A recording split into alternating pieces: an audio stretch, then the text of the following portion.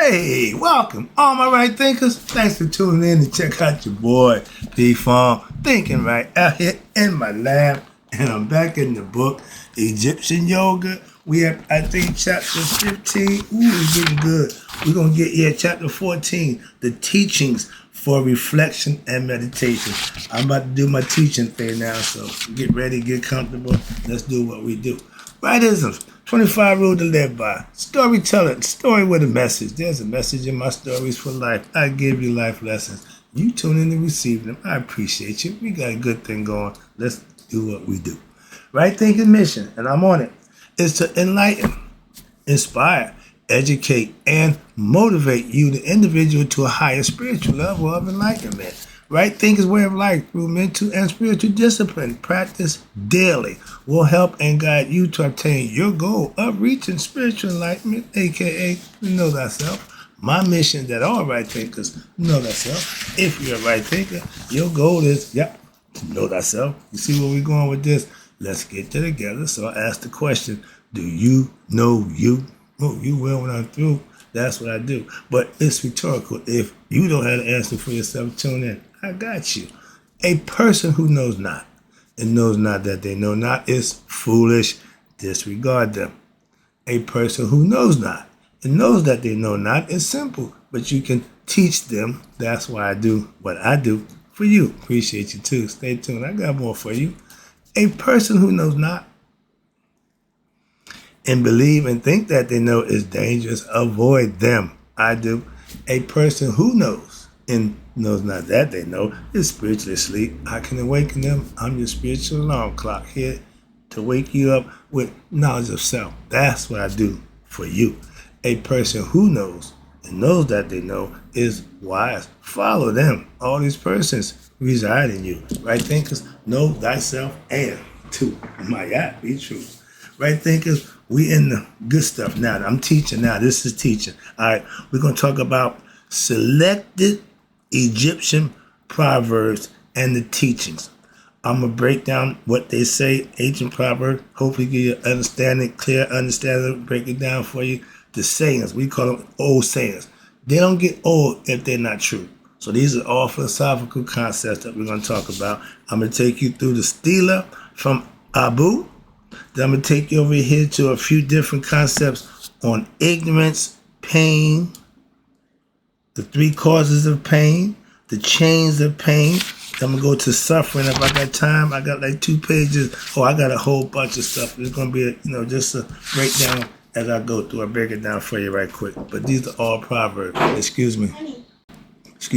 So let's start with the proverbs and the teachings from the stela of Abu. It says, be chief of the mysteries at festivals, meaning practice your yoga, know your mouth, come in peace, Hotep, enjoy life on earth. Why? But do not become attached to it. Why?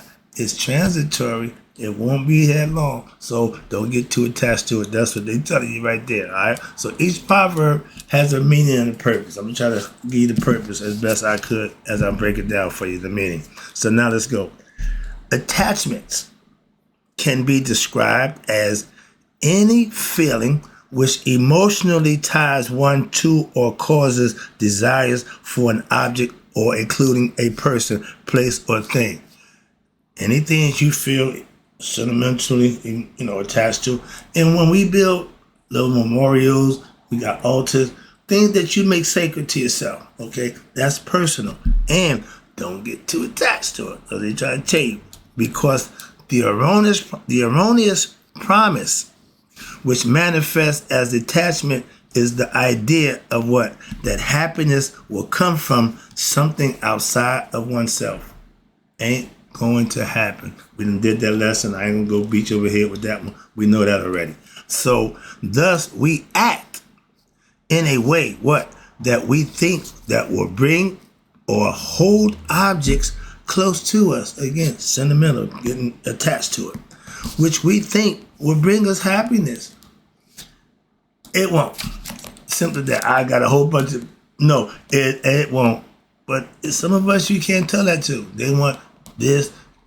When I got that award, yeah. See, I got that. Yeah. Everything around here that I got, but I got it. Yeah. But that didn't bring me happiness. That's my point. Even for me, I can make real situations. I got to make something up and tell you a fabricated story. That's a simple fact. For me, I'll use me as an example. Okay, let's go. But now, that's because forgetting what? That we are gods. We come here with our memory wiped. We come here with amnesia. Why? I take the concept of know thyself, but the more I study and start to go a little further back and start to check out different perspective, it's maybe more remember thyself. We don't know who we are. We know who we are, we just don't know who we are. So I studied on this and I listen, I'm going back and forth with that. So I'm still dealing with it. But the fact that once you know you can call it remembering, knowing, but once you do it, you can call it whatever you want. How about that? That's my philosophy. Whatever you call it, don't make a difference. When you do it, that's what makes a difference. And when we forget that we are gods consciously, that God is everywhere and in all things. We study that, we say that, we learn that, but then we tend to forget it. That whole concept. Why? Well, philosophy don't change because of your opinion and how you feel. The philosophy is in stone. It ain't changing. I'm a Capricorn. I'm not a Capricorn because I was born in March. I'm a Capricorn because I was born in the sign of Capricorn. Simple. That's another story. But you are what you are. And your birthday will pretty much tell me half of what kind of person you are. The other half you got to figure out for yourself. All right? But therefore, in this world, physical world, a constant what we call gain and loss. That's the mindset that we set for. I got to win. I got to get. I got to have. We cannot, and we really don't own or hold anything. Rather, we must realize that what we are should be understanding we got everything we need. So that makes us what? Supremely full. When you're content with less, that's what the concept is about. And we are what? Everything, and since all is God, that make us the all. Nothing is really being gained. I love it. Why? God multiplied from 1 to 3 and then to billions and millions. Why? And he didn't lose nothing and he gained nothing. If somebody died, God don't die. Somebody born, God didn't be born again. So he don't add or lose nothing. I like that concept. And nothing is being gained or lost. Watch this. In situations of prosperity, as well as situations of adversity. You are the dictator of that. Your life is good when you're living and doing the right things. Things just seem to be going right. When things ain't going right, that's because you ain't living right. Ain't no damn secret. Simple as that. So stop. I was doing this and I was so... No. When you living and doing right, you can claim blessed. Claim mercy of God, whatever way you want to call it. But good things happen to people who do good things. Simple as that. It don't go no other way. So... moving on, I just gave a lesson about them part-time God worshipers. They want everybody to believe they worshiping God except God. People can't bless you. They do. So stop trying to fake them out and just work with him. He know you're blessing. That's why you still always looking for blessing and prayer. Sorry, I had to get that out. But I see him all the time. But we should be what? Ever full once we know who we are. When you know thyself, what you need, nothing. But you got everything. Recall the teachings of Tahuti, which we study from now. As they said, as above, so below. I've been paying attention. They done discovered now that every one of the monuments that we got on earth is set forth for constellation in the stars, in the sky. So everybody looked up, as above, so below. They mimicked what they saw and built it here on earth. But that's just the tip of the iceberg. I got a whole bunch of stuff I'm learning. As I see, again, I'm studying every day. I'm learning a whole bunch of stuff. But to learn it and to be able to teach it, I ain't there yet. But I'm learning it. I'm learning it. Boy, there's a lot of stuff. So get ready. But again, actions which are characterized by what? Feelings of attachment. That's the human part of you. Okay, that's the senses. You feel, you desire, you want. Those are all senses of the physical body. Now, when you describe above are what? Detrimental to what? Spiritual attainment. Why? and to the enjoyment of life. Why? Because such actions are invariably will lead to what? You ready? Disappointments. When your ego wants and desires and craves things, if it's satisfied, it's going to want what? More.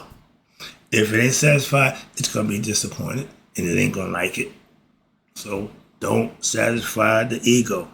When it leads to what? Disappointment, disillusionments, and what? Here you go. Mental anguish, agitation. And nothing worse than a mind that's agitated all the time about something that it did or can't do or possibly might do. It ain't never where it need to be in the present. Those kind of people always jittery. They always figuring out. They always on edge. They always like they behind. They always say they ain't never organized. Why? Because their minds all over the place. They ain't focused. That's why. And those kind of people, for example, if one engages in an act for the purpose of pleasing someone else, okay, or even to please oneself with the idea of deriving some benefit from the person or the situation, be it pleasurable, monetary, or any other way, be it material or psychological, one now is leaving one's what? Feelings, emotions of what? Contentment and happiness open to what? Whims of emotions of who? Others. Or, to chance. Whatever could, whatever might. Okay. Now, in this example, one is what? Attached to what? Outside factors as determinants for one's mental state of happiness or unhappiness. Your state of mind is based on what? The ego. That's what agitates the mind. The ego will be happy, but not satisfied with what? It being satisfied, being pleased. It's going to want more. It ain't satisfied. It's going to want more. But if it ain't get what it wants, it's going to be disappointed. It ain't going to be pleased. So it's not going to be happy. So your mind won't be what? At ease, at peace. Hotep is a peace of mind. I know people have gave up everything for what? Peace of mind. Okay? Some of us want the peace of other things. And that's what makes peace of mind almost impossible. What? You can't serve two masters. If you serve in the flesh, you're never going to get blessings. Moving on. Now, through the incorporation of your teachings that I give you daily in your daily activity, you implement them, you put it to use. And what happened? And by incorporating this practice of self-reflection, daily meditation, what happens? Now it is possible for you to inquire your intuitive and discover this fact for yourself. It's already in you. When you put the work in, it'll manifest. One who understands these teachings would act what? Because he or she now wants out of what? The goodness of their heart. Not because they're looking for happiness by making others happy or by expecting something in return from them. When I do something for somebody, I'm doing it from the kindness of my heart. He knows that. The person you're doing for don't need to know jack. Just do for them what they need done and move on. But if you're doing it with an agenda, you're doing it with a purpose of getting some return, that ain't the right reason. All that to say just that. Stop having an agenda for doing something for somebody. You never get blessed for that. That's not a good deed. No, you playing the devil's game. And watch this. Those factors are always the variables and therefore illusory. Why? It's based on what's in it for you. Those kind of people I can't stand. And since all is philosophically, metaphorically, what? The self, that's all. So when one acts, watch this, in the interest of others or in the world, one is really acting for what? Oneself without what? Their ignorance. So they don't know that. But that's what they're really doing. Why? If you part of everything and everything is part of you, that's what they're saying. You can't say it and then don't understand it or live it. A lot of that going on. So in this manner, your actions in the world may be undertaken with what? Full responsibility for one's own actions. You're responsible. You're responsible. Again, You're responsible. If you know right from wrong and you do wrong, you're responsible. And if you know right from wrong and you do right, you'll be rewarded. Because what? You're responsible for a good act. A bad act, you got to pay for that. You can't get blessed or rewarded for a bad act or bad intentions, hidden agenda, deceitful stuff. Those kind of people always getting over until what? It's time to pay. Well, no. You knew. You thought nobody else knew. That's why God keeps track. Moving on. Let me wrap this up. So, you're responsible for your own actions in every way. One's contentment with oneself is based on what? One's acceptance of one's actions if they are righteous and virtuous, and the relinquishment of what? The outcome. Why? No matter what it is, I'm doing it because it's the right thing to do. I don't give a damn about the outcome. It has nothing to do with me. That's why. Okay? If you're doing something based on the outcome, it's going to be good or bad for me or not. That's the wrong intention. Moving on. When the favorable outcome, when it's favorable or not, leave no room for mental agitation or anguish, meaning don't get caught up in it. How did it work out? Did that advice I gave you, did it work out for you? I know what I gave you is good. I don't have to question it. When you come and let me know, that's good enough for me. But I give it because I already know what it is. That's why I'm giving it to you. If I don't have it, I can't give it to you. If I got a bunch of money and you need money, I'm your man. I got a bunch of self-knowledge. So if you need that, I'm your man. Money, I ain't your man. So you got to find the money man. I'm not him. I'm the knowledge man. I got wisdom and understanding for you. Thus, your full enjoyment in this life of the world and your happiness are best achieved, you ready? When your mental attitude of detachment, dispassion, and living in a right way which promotes purity of the heart. That's what I do. That just explains what I do. I'm here doing it for you daily. Understand that. Watch this, wrapping it up. Decreasing, by doing this, purifying the heart, you're decreasing your mental disturbance, your mental agitation, and you're increasing your hotep, aka peace within oneself. Let's go over here. I got a few minutes so I can go into the next part of this. But that was the whole part about the Steel of Abu, telling you about who? You, and how to be responsible. Learn your lessons, live them, and understand what you're doing. Why? You're responsible. So you should at least know that. From the Steel of Tahuti, Nefer, it says, consume pure foods. My letter P stands for pure. Everything I want it pure. Back in the day, that was an important quality for my drug game.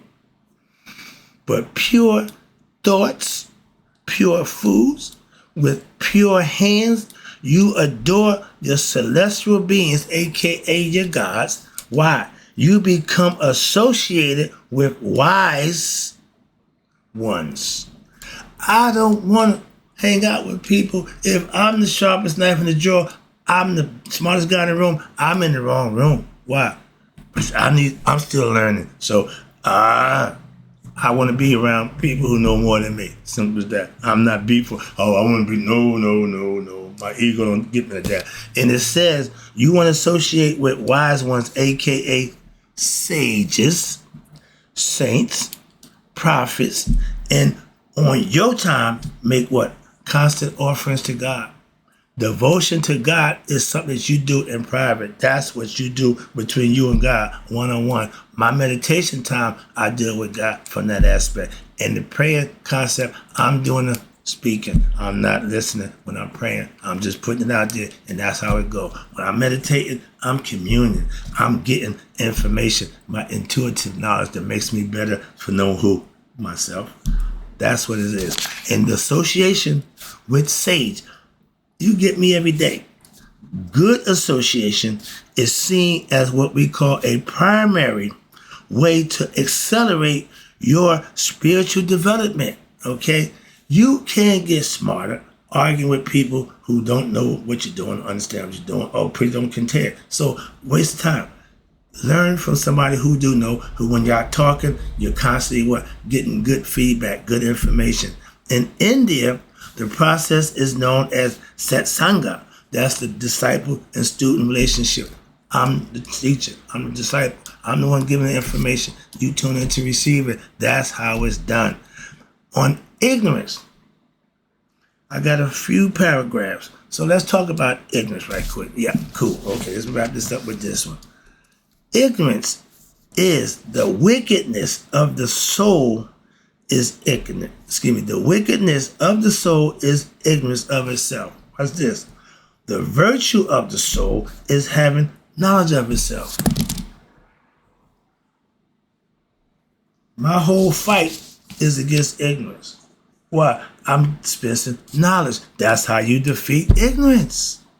Ignorance is dark. Knowledge is light. I'm shining the light as best I can. Get the concept? Let's talk about this thing. Who is that? Who is it that affirms most boldly? You know the kind of people? Who is it that holds his or her opinion most obstinately? Meaning there's only one that count, only one that matter. We just came out of the constellation of Leo. I had a whole month of listening to them guys. Okay? Braggadocious, selfish, egoistic. And they love it because that's who they are. That's how they are. I ain't trying to change them. I ain't got a problem with them. I just deal with them like I do everything else. But they who have most ignorance, out of all the signs, probably them, for they also have most pride. I'm a Leo. I'm a Leo. I'm a Leo. Like that means something. Don't mean a damn thing to me. I'm a Capricorn. That shit shake fear you. Why? I don't give a damn about a Leo. So understand, let's get out of there. But that's the concept. But that's the mindset of an ignorant person. All they want to do is, brag and tell you who they are. Moving on. I better show you. Ignorance is, understand this, ignorance is what we know to be the root of all evil. Not money. Ignorance. I concur. I agree 100%. Okay? Ignorance is the root of all evil. Ignorance is the cause of all pain. Ignorance leads to suffering. So therefore, the end of ignorance is the main goal of what? My teachings, my philosophy, my way of life. We need to do away with that. Why? That's causing you your problem. Your ignorance of knowledge of self causes you to what? Cause your own undoing to yourself. Let's talk about pain. I'm just done with the ignorance. That was a little short proverb about ignorance. I'm glad I'm about to get wound up. But I see ignorance manifest daily, regular basis. And those who are ignorant know they're ignorant and don't have a problem being ignorant. I can't help them. If you're ignorant, okay, that means you don't know. But if you're comfortable being ignorant, that means you don't want to know. That's the opposite of smart. If it ain't smart, it's ignorant. I'm just saying. So let's talk about pain, because that's what causes the pain. Let's see if that's in there. As joy has nothing without its ally, aka pain. You can't have one without the other. If your life was full of joy, you wouldn't know pain. If your life was full of pain, you wouldn't know joy. And all this makes sense. So to ignorant people, they want to argue what makes sense. Don't waste your time. Okay, that's what ignorance is right there. All right. So you can't have one without the other. So neither is sorrow without what? Its portion of pleasure. See? Joy, pain. My man Frankie told you that. We all experience that. Opposite of love is hate. You can't go from love to like. The 0 to 60. It's either going all or none. It's going to go that way or that way. There ain't no in-betweens. So understand that. Moving on. All high philosophical systems, right, thinking included, deal with the question of suffering. And I love that. Why? Because how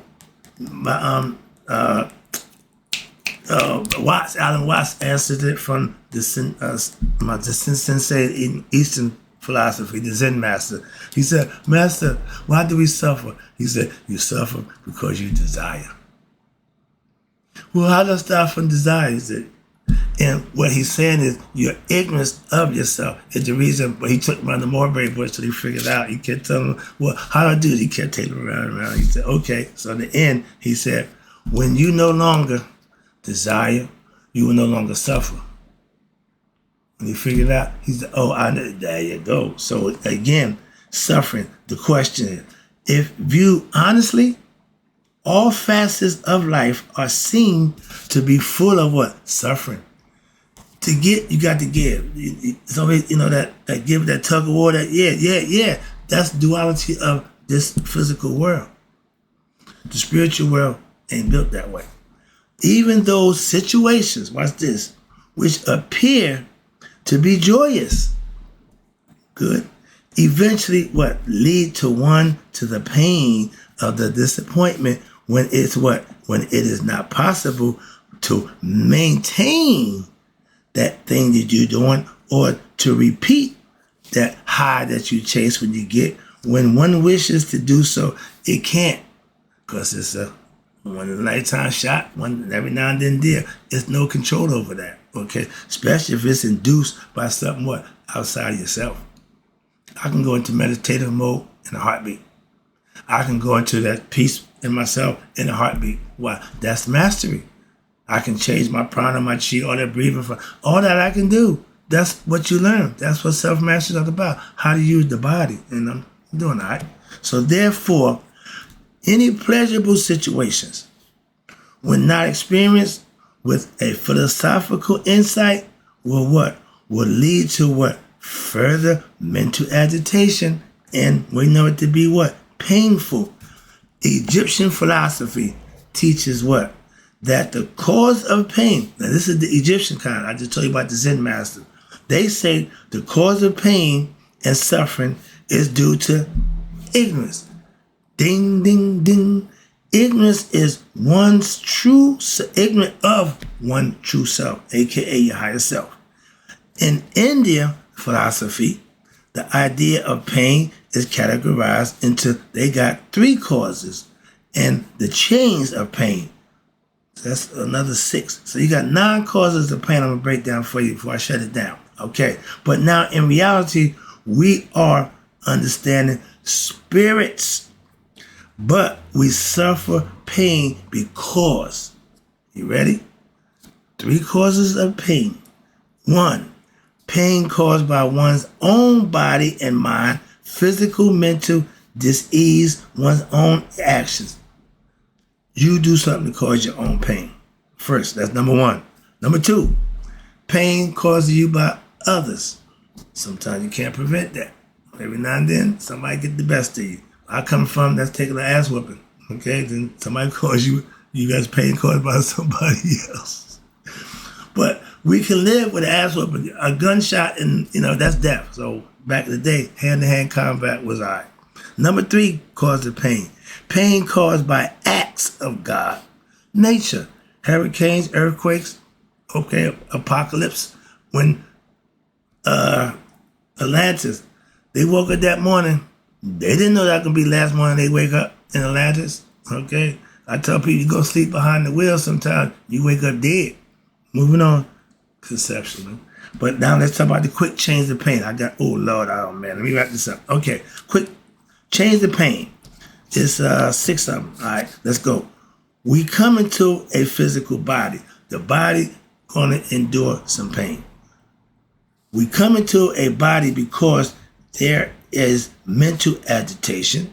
The physical body is ran by the mind, and the mind, when they ain't done right, ran by the ego, agitated, never at ease. There is agitation in one mind because there is what? There we go, desires, okay? Caused by the ignorance and by the attachment caused and attachments and the egoistic concept of hate. You either want something or hate something else. Never at peace. The mind is always agitated, again, through the ignorance. There are attachments and hatred in your mind because, here we go, ding, ding, ding, the ego is in control. That's how I've been trying to get that, but it works there. It works there. Why? The ego is in control of your senses of duality. The ego wants what it wants. You do not see that everything is God. Why? It's God out. That's ego. It's all about you. You think you're God. So you like some things and hate others. See? Again, pick and choose, selective. This leads to what? Mental agitation, constantly, never at rest. Why? You're always scheming and thinking of things. I see my old man when he go doing this. Look out! Why? The wheels are turning. I found myself. I was a tongue chewer. I was a tongue chewer, excuse me. And you don't see everything as God because you're ignorant of God and you believe it's you. And that just leads you to what? More agitation, more issues. We call them fetters in life. Now, let's talk about that ego. The last two things, the ego is in control of you because you identify with it, and that's fine, and that's cool. And you believe right there, that's the problem. Once you believe the ego is real and it has real desires for objects of the world as they really exist, you're going to have problems. And if you are weak-willed in your will to fight off stuff that ain't good for you, if you can't leave that bad person alone, you can't stop doing drinking or smoking, whatever that ain't doing you good, you're not going to last long. That's death by installments. Number 6, wrapping it up. Your ego personality is you. You identify, and Carl Jung said it best, that's the id, the identification. And we told you about that a long time ago, but modern times we call it the id, same thing. But your ego personality exists because it's ignorance of itself. That's what it's based on. Just that it don't know. So the soul ignorantly attaches and identifies itself with what? Ego personality. It don't know no better. So now you got the blind leading the blind, so to speak. And it's wants and desires, and in so doing, you end up what? In the physical body suffering along with it. Okay? And to remove and to stop the pain from your life, what you do? It is a must and it is necessary. You need to break the chain of pain, which has what? Ignorance as its root. You can kill ignorance with knowledge. That's what I give you every day. I do what I do for you. All you got to do is use it and you'll be a better you. Trust me, that's the lesson.